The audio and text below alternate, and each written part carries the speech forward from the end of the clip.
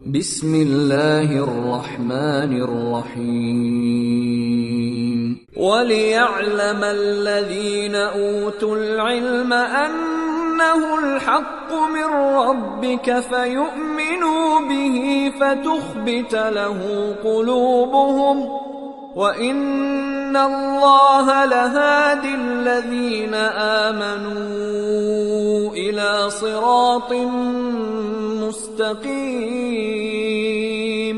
അതോടൊപ്പം ജ്ഞാനം ലഭിച്ചവർ അത് നിന്റെ നാഥനിൽ നിന്നുള്ള സത്യമാണെന്ന് മനസ്സിലാക്കാനാണ് അങ്ങനെ ചെയ്യുന്നത്. അങ്ങനെ അവരതിൽ വിശ്വസിക്കാനും തങ്ങളുടെ ഹൃദയങ്ങളെ അതിന് കീഴ്പ്പെടുത്താനുമാണ്.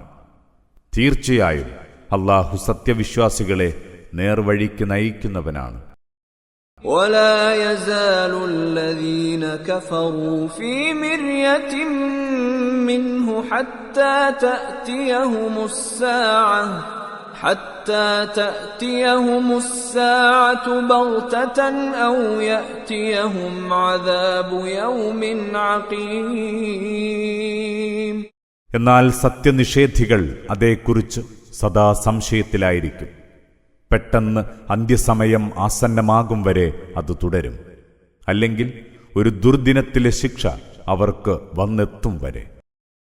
الملك يومئذ لله يحكم بينهم فالذين آمنوا وعملوا الصالحات في جنات النعيم.